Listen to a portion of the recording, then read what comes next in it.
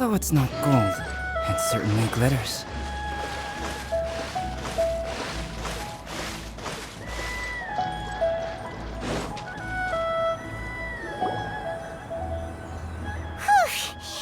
Paimon's so tired from trying to keep up.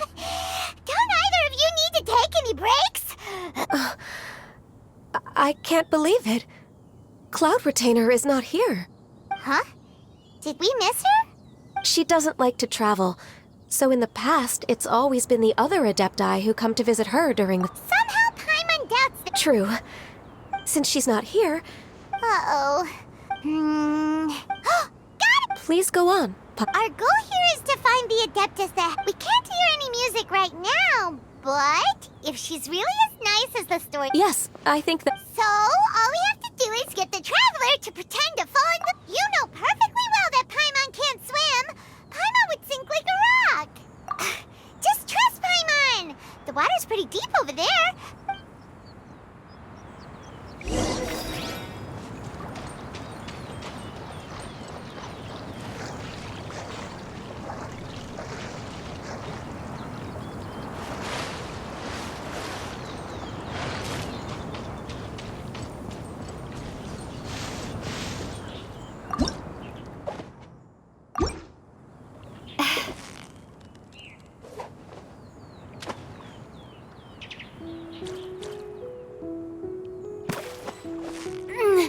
Steady now.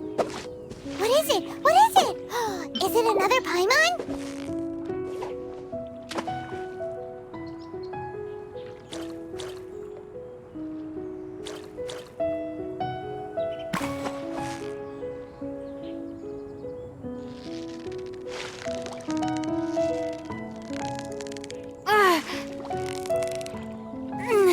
Yeah, you nearly got him.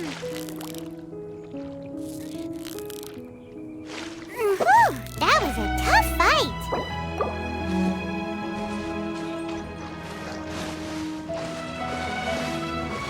Help! Help! Someone's drowning! If only there was a kind-hearted Adeptus here to save us! Oh no! Whatever will a Paimon do?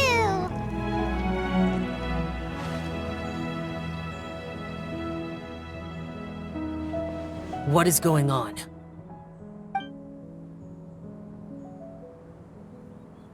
How do you feel right now? Shenhe! Why don't you say something? Please don't make Paimon explain it. Okay, fine. Paimon will explain. We're looking for an Adeptus who's good at being a lifeguard and playing music. But if the Adepti aren't gonna stay home, then how are we supposed to find them? It wasn't me. Yeah, so this Adeptus is most likely a woman. And I am not an Adeptus, as you both already know. Okay, so this is Paimon's fault. No way Paimon would have suggested this idea if she'd known how awkward this was gonna be. Glad you're okay. As far as I know, the one you seek is no Yaksha. And one last thing. Your actions here caused others a great deal of worry. Do not repeat them again in the future. As ever, the conqueror of demons comes and goes, just like the... Right. I didn't dare to say a word just now. How's your training going, Shenhe? Have you made any plans for Lantern Rite? We could spend it together in Liyue Harbor if you'd like. Oh, I had planned to spend the festival with Master this year. However... Oh, speaking of Cloud Retainer, earlier this morning, I noticed she was using an Adeptus art of some kind to protect a mechanism that looked like a boiler. So we just missed her. Please excuse me for a moment. Sure. It sounds like Ganyu and Shenhe. Yes. During the summer and winter, I continued. Ganyu arranged accommodations for... But when I try to blend in by referring to her as Miss... Sometimes I'm supposed to copy other people. Oh, is that what it is? Noted. So, you came looking for Master... Yep. Oh, speaking of that... Music? It's done. I also left her a note so that she knows where to find us. Yay! We were just talking about this thing called music, and based on Paimon. Oh, really?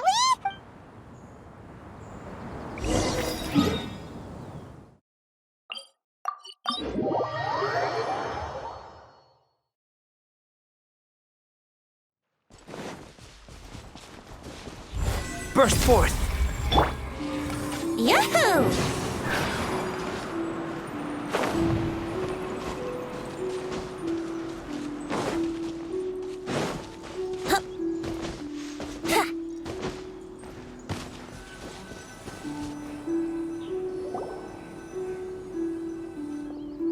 This is the place. I enjoy training here to the sound of music. Oh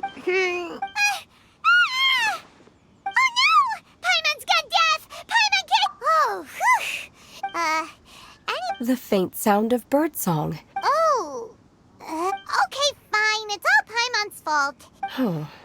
And a melody is... Huh? Hey, why don't you just sing that one melody Shen has heard before? It'll probably help her to understand what we're talking about.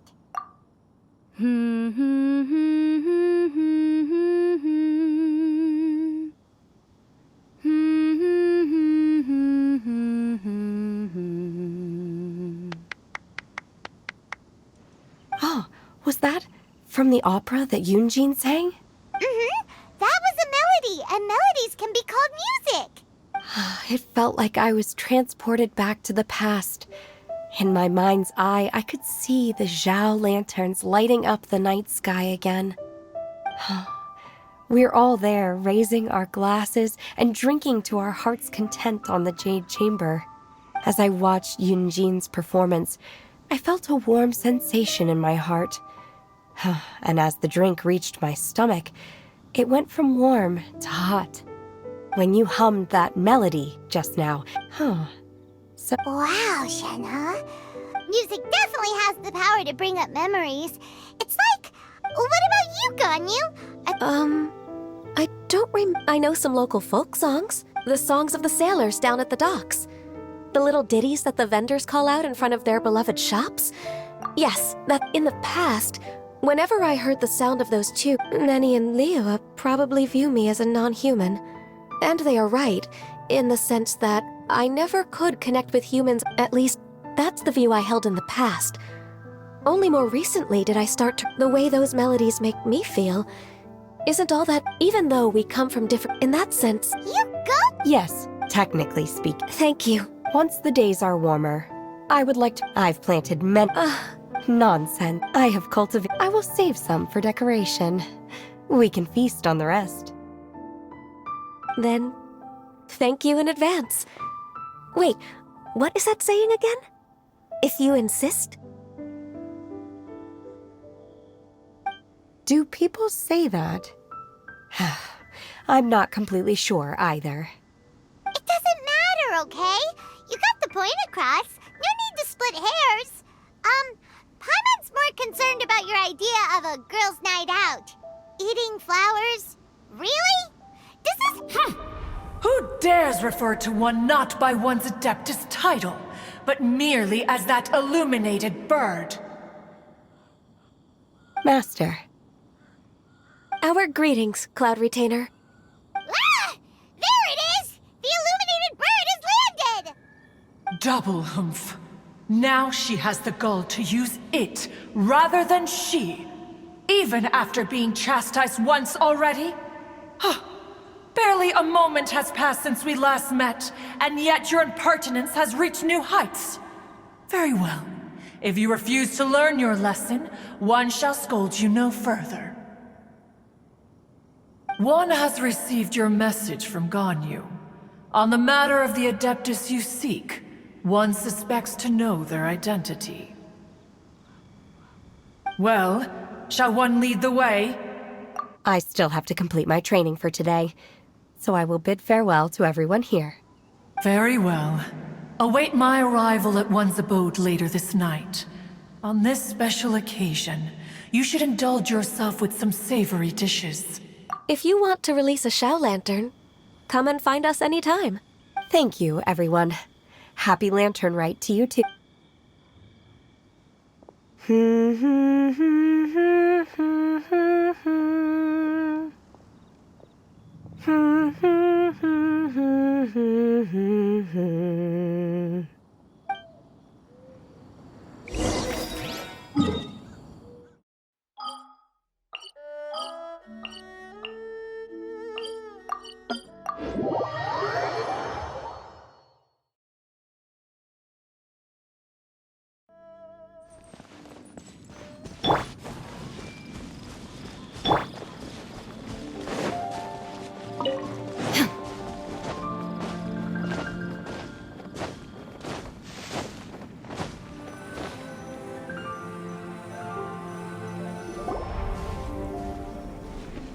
Is this Quaily Plains? Cloud Retainer, why did you bring us here?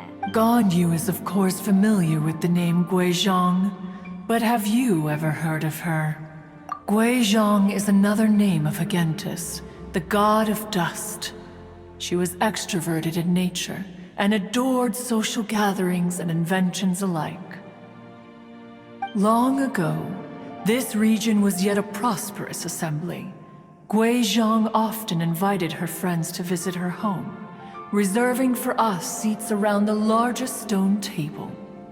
Sea Gazer would always bring out his latest treasure and place it upon the table. He could be quite the braggart. Though usually a mild-mannered fellow, when it came to those collectibles he was so fond of, he always loved to show them off. Paimon remembers that name. So that's what Sea Gazer was like. He was an old friend and a former rival. One has many memories of him. Once he had brought out the treasure, it would predictably become the center of attention. Neither Guizhong nor one was content to let him just steal the spotlight. So we would then also present our proudest mechanical creations. As Adepti, we were each gifted in our own ways, and naturally proud of our accomplishments in our respective fields of expertise. As a result, one often quarreled with Sea Gazer. His treasures were not even of his own making. He just used his exploration skills to dig them out of the ground. How, pray tell, could he compare to me, when every single one of one's accomplishments were crafted by one's own hand? Cloud Retainer, you are getting competitive again. One digresses. Regardless, every time an argument occurred, Guizhong would come over to watch us during our mutual lambastics. On some occasions, she would join in, and on others, she'd take one of us by the limb and start uttering the most ridiculous nonsense. What kind of nonsense? No kind of nonsense were we spared. Sometimes she would brazenly opine, why argue between yourselves when neither of you could ever hope to beat me? Other times, she would make unsolicited suggestions, such as, once you two are done arguing, let's go to the foot of the mountain and grill some meat. She always sought to make everyone happy, and one must say, she had quite the gift for it. No matter what nonsense she said, one never felt bothered or offended. It also helped that she never referred to one as that illuminated bird or lady bird. Come on, get over yourself! Anyway, just as our impassioned arguments would reach the apex of acrimony, Marchosius would bring his delectable dishes to the table. Who would dare snub the stove god and his wondrous creations? At the sight of him, we would all immediately drop the argument and prepare the table for a night of feasting and drinking.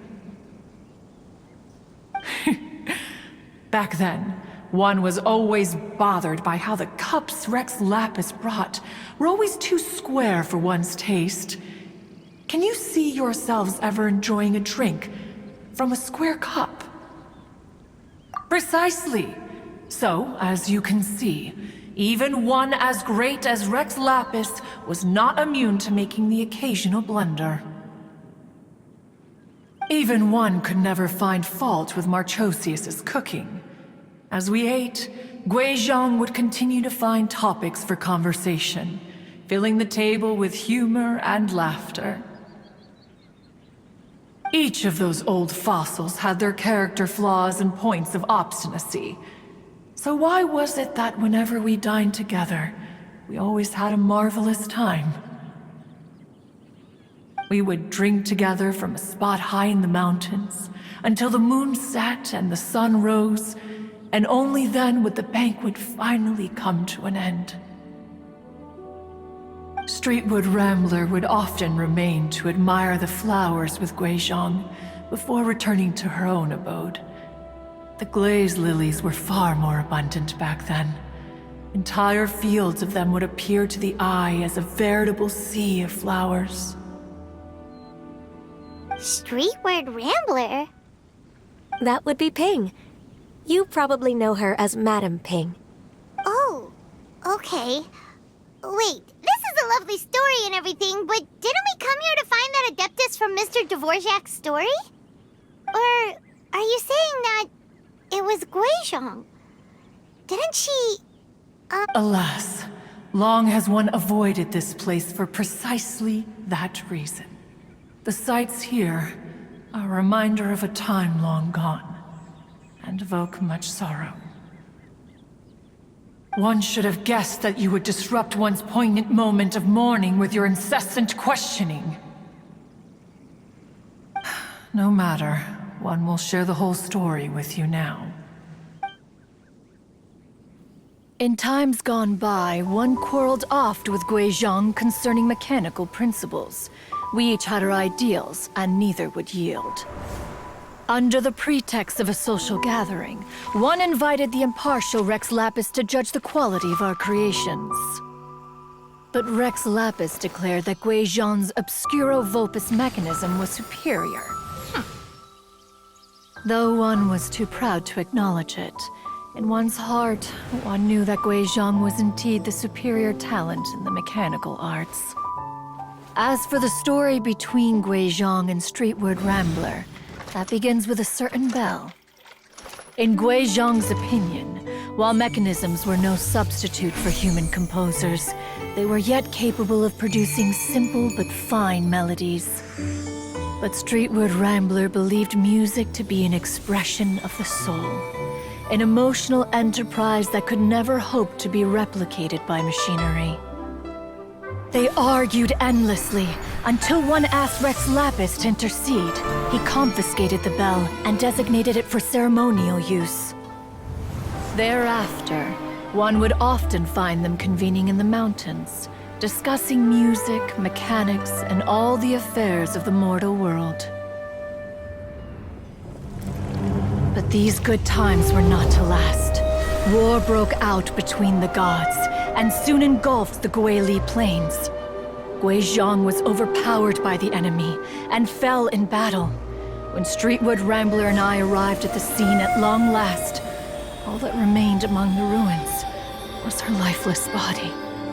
After this, at Streetwood Rambler's request, Rex Lapis granted her the cleansing bell for safekeeping. To honor our friend's memory, one made a few finishing touches to her ballistic device. Many lantern rites have passed since then. Many greetings and goodbyes. Upon what do you gaze? The Guili Plains? No. It's everything.